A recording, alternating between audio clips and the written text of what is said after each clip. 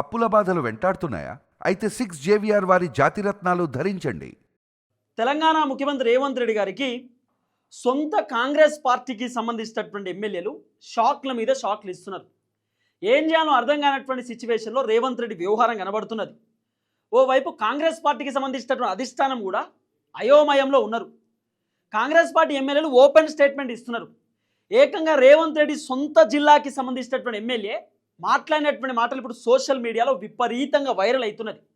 ఆయన చేసేటటువంటి statement BRS పార్టీకి అస్త్రం అవుతున్నది, భారతీయ జనతా పార్టీ కూడా అస్త్రం అవుతున్నది. అసలు ఏం మాట్లాడిండు అనేది మనం డెప్త్గా విశ్లేషించేటటువంటి కార్యక్రమం చేస్తే ఆయన చెప్తున్నాడు, ఊళ్ళో మేము పోతే జనాలు మమ్మల్ని తిడుతుర్రు అంటున్నాడు. ఎన్ఎం శ్రీనివాస్ రెడ్డి కాంగ్రెస్ పార్టీకి సంబంధించిన ఎమ్మెల్యే, రేవంత్ రెడ్డి సొంత జిల్లాకి సంబంధించిన వ్యక్తి.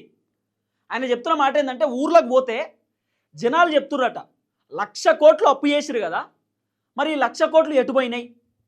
మా ఊళ్ళే సీసీ రోడ్ రాలే, మా ఊళ్ళే మోరేయలే, మా ఊళ్ళే డబుల్ బెడ్రూమ్లు రాలే, మా ఊళ్ళే పెన్షన్ వస్తలేదు, మా ఊళ్ళే గ్యాస్ సిలిండర్ పైసలు ఇంకేయలే, మా ఊళ్ళే మహిళలకు 2,500 రాలే, మా ఊళ్ళే వికలాంగులకు 6,000 రూపాయల పెన్షన్ రాలే, మా ఊళ్ళో ఏదేదో అభివృద్ధి చేస్తా అని చెప్పిర్రు, స్కూల్ కట్టిస్తా అన్నారు, గుడి కట్టిస్తా అన్నారు, ఏదేదో చెప్పి ఇప్పటిదాకా ఎందుకు చేయలే? మరి ఈ 1,00,000 కోట్ల పైసలు ఎటుపోయినాయి? రేవంత్ రెడ్డి ఏమన్నంటే అప్పుల పాలైపోయినాం, తెలంగాణ దివాలా తీసింది, ఆగమైపోయింది, పెట్టుబడులు పెట్టనికి కూడా ఎవరు వస్తలేరు, నన్ను కోసుక తిన్నా ఏం రావు అని చెప్పి మాట్లాడుతున్నాడు. మరి పైసలు ఎటు పోతున్నాయి అని చెప్పి జనాలు అడుగుతుర్రట. జనాలు అడిగేటటువంటి ప్రశ్నలకు ఎమ్మెల్యేలు సమాధానం చెప్పేటటువంటి పరిస్థితి లేదు. ఎన్ఎం శ్రీనివాస్ రెడ్డి మాట్లాడినటువంటి మాటలు ఇప్పుడు సోషల్ మీడియాలో విపరీతంగా చక్కర్లు కొడుతున్నది. ఆయన ఓపెన్ స్టేట్మెంట్ ఇస్తున్నాడు, మళ్ళా గెలిచే పరిస్థితి లేదు, ఇట్లయితే ప్రభుత్వానికి డ్యామేజ్ కావచ్చు, ఇట్లయితే ఇబ్బంది కావచ్చు అని చెప్పి ఆయన మాట్లాడుతున్నటువంటి మాటలు. ఆయన ఏం చెప్పిండు అనేది ఒకసారి మనం డెప్త్గా మాట్లాడుకునేటటువంటి కార్యక్రమం చేద్దాం. రూపాయలు 1,00,000 కోట్లు అప్పు తెచ్చి ఏం చేస్తున్నారు అని చెప్పి ఆయనే క్వశ్చన్ చేస్తున్నాడు. 1,00,000 కోట్ల రూపాయలు అప్పు చేసి ఏం చేసిర్రు, ఆ పైసలన్నీ ఎటుపోతున్నాయి అని చెప్పి ఆయన అడుగుతున్నటువంటి ప్రశ్న. రేవంత్ సర్కార్పై కాంగ్రెస్ ఎమ్మెల్యే ఎన్ఎం శ్రీనివాస్ రెడ్డి ఘాటు విమర్శలు. ఆయన టీవీ9తో మాట్లాడేటటువంటి కార్యక్రమం చేసిండు.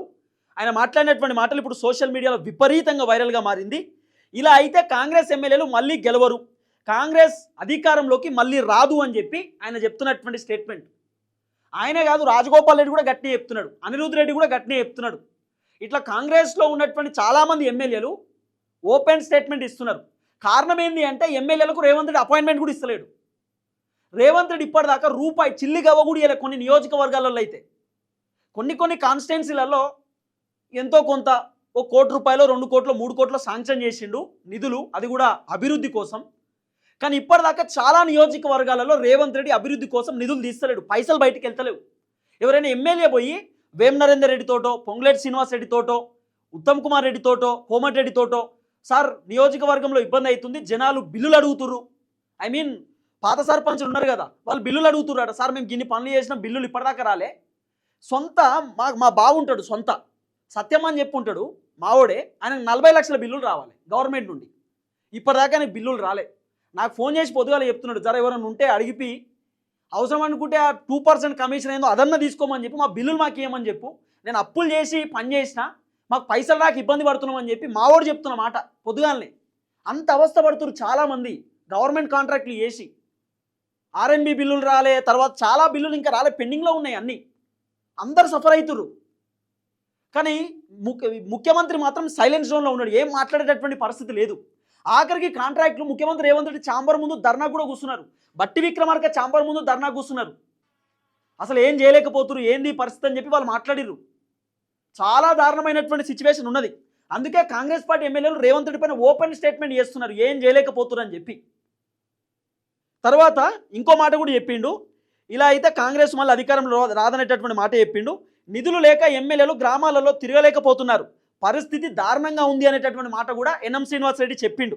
ఇగో పెళ్లిళ్లకు, పేరెంటాలకు, చావులకు పోవడం తప్ప ఎమ్మెల్యేలు ఏం చేయలేకపోతున్నాం, ఇది మాత్రం కరెక్ట్. ఎమ్మెల్యేలు పెళ్ళి అయితే పెళ్లికాడికి పోతుర్రు, ఒక 5,000 రూపాయలు కట్నము, సావుల కాడికి పోతురు ఒక 10,000 రూపాయలు ఆర్థిక సహాయం, తర్వాత ఇంకేమైనా ఫంక్షన్లు ఉంటే ఫంక్షన్ల కాడికి పోతురు తప్ప, ఆ ఫంక్షన్ల కాడికి పోయినా కూడా పాపం కట్నం ఇచ్చి తక్కువ కారెక్కుతురు. పుసుకున్న జనాలు వచ్చి ప్రశ్నిస్తారేమో, ఓ సారు గట్ల పోతున్నావేంది, ఏమైంది నువ్వు చెప్పినా అని అడుగుతారేమో అని చెప్పి టక్కునెక్కి పోతుర్రు. మళ్ళీ అసలు ఎమ్మెల్యేలు నియోజకవర్గాల్లో తిరిగే పరిస్థితి లేదు, మొత్తం హైదరాబాదు. నియోజకవర్గాలలో పోతే క్యాంప్ ఆఫీస్ పోయి కూడా ఆ జనాలు అడుగుతున్నారు, సార్ ఏమైంది సార్, మాకు అది చేస్తా అన్నారు, ఇది చేస్తా అన్నారు, మాకు ఇక్కడ బ్రిడ్జ్ చేపిస్తా అన్నారు, మాకు ఇల్లు కట్టిస్తా అన్నారు, ఏమైంది సార్ అని అడిగితే సమాధానం లేదు ఎమ్మెల్యేల దగ్గర.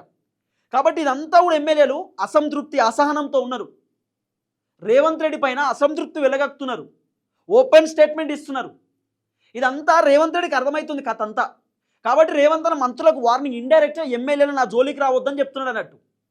ఇంకేం మాట్లాడిన అనేది కూడా చూస్తే, రూపాయలు 1,00,000 కోట్లు అప్పు రూపాయలు 1,00,000 కోట్లు అప్పు తెస్తున్నారు కానీ అభివృద్ధి కోసం ఎమ్మెల్యేలకు పైసా కూడా ఇవ్వలేదంటున్నాడు. ఎన్ఎం శ్రీనివాసరెడ్డి చెప్తున్న మాట. 1,00,000 కోట్లు అప్పు చేస్తున్నారు కానీ ఎమ్మెల్యేలకు షిల్లి గవ్వ కూడా వస్తలేదు, మాకు పైసలు ఇస్తలేరు అనేది ఆయనకు సంబంధించినటువంటి వర్షన్. నియోజకవర్గాల్లో 1,00,000, 2,00,000 పనులు చేయడానికి కూడా మా దగ్గర నిధులు లేవు.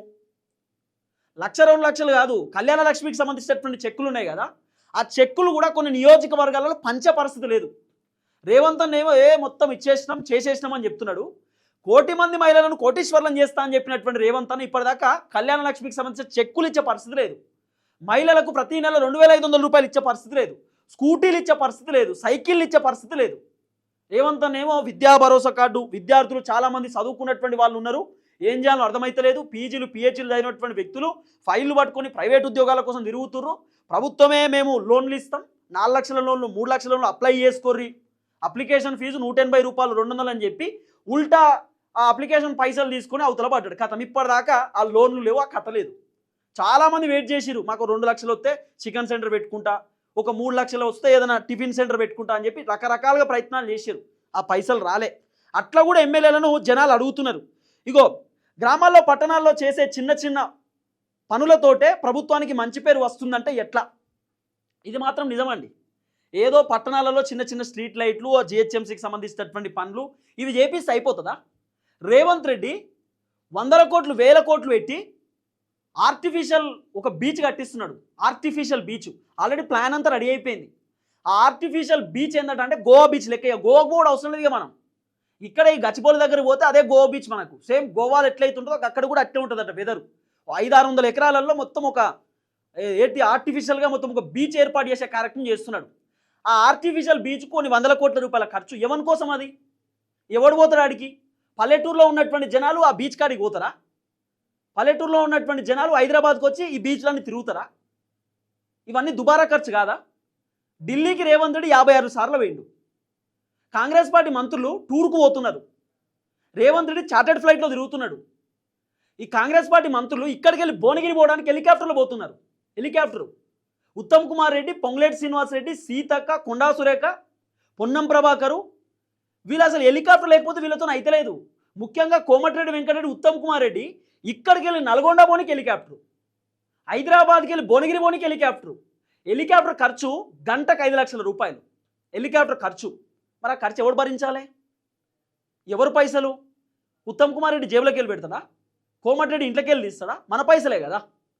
ఇవన్నీ ఎమ్మెల్యేలకు అర్థమైపోయింది కథ. అందుకే ఎమ్మెల్యేలు ఉల్టా మాట్లాడుతారు. ఇప్పుడు రేవంత్ రెడ్డి పైన తిరుగుబాటు చేయడానికి కారణం ఏంది?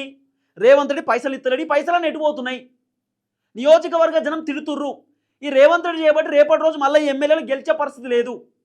ఆల్రెడీ జనాలు క్లారిటీతో ఉన్నారు, కాంగ్రెస్ వచ్చి ఆగం చేసేసారు మొత్తం అని చెప్పి. ఈ క్లారిటీ ఎమ్మెల్యేలకు కూడా అర్థమైపోయింది.